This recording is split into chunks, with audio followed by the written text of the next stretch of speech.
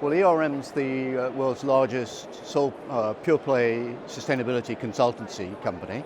We work all over the world with our clients, helping them accelerate their decarbonisation in particular and more broadly their overall sustainability strategy.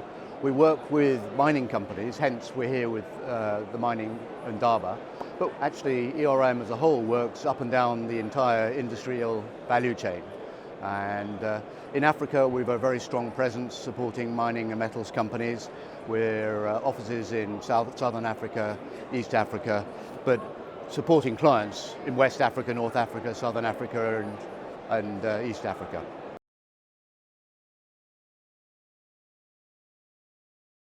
Yeah. Okay. Well, I think sustainable supply chain and factors like human rights have always been a visible concern within supply chain.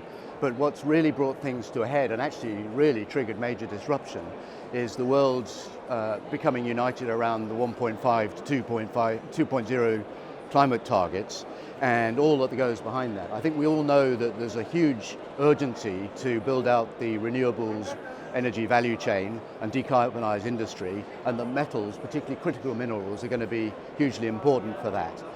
What is vital for that overall global outcome is that those minerals, they need to be produced quickly, but they need to be produced sustainably, otherwise we may actually undermine the benefit of all the downstream decarbonization that we're going to achieve.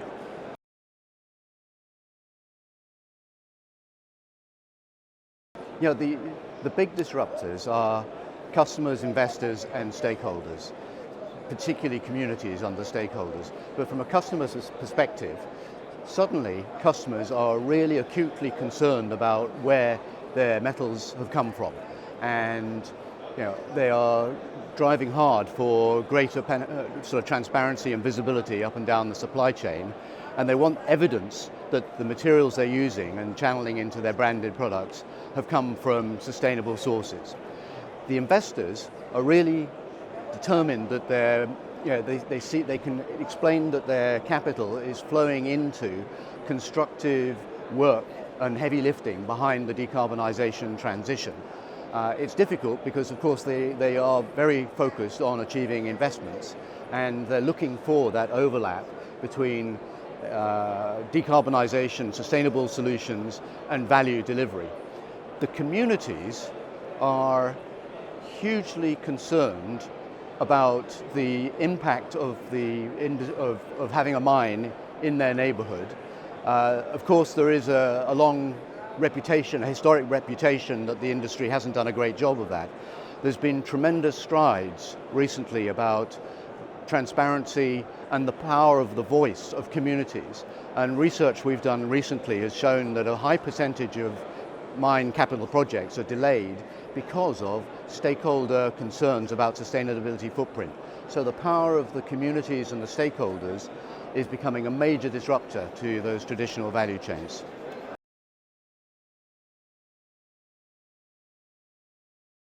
We see the mining clients contacting directly and trying to build relationships, MOUs and offtake agreements with the downstream OEMs and other customers of these critical metals, and actually other green metals. It's not just the cobalts and lithiums of this world, it's green aluminium, green iron and green copper. But those companies are making those connections. What I think very interesting is that the juniors have now got almost an equal voice with those downstream customers as the majors have. And I think that's a major factor that is now disrupting.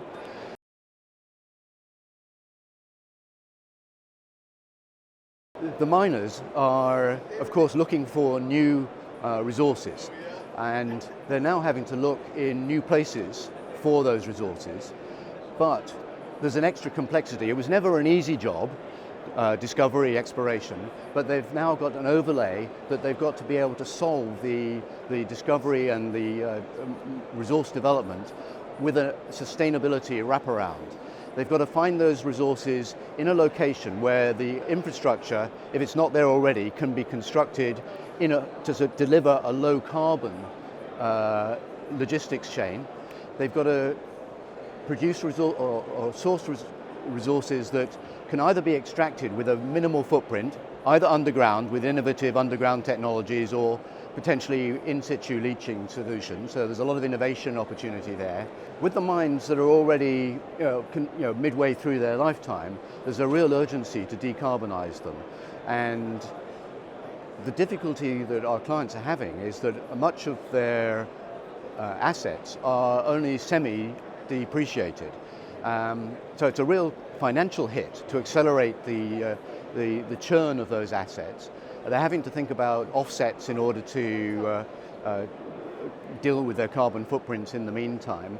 But they're also having to think about going back to their waste rock and their tailings facilities and saying, what did we miss in the previous years gone by, and how can we generate product and new revenue streams from those resources that we thought were waste and now potentially could represent a new wave of value, and a shorter term wave of value than the lead time of 15 to 20 years of developing a new mine.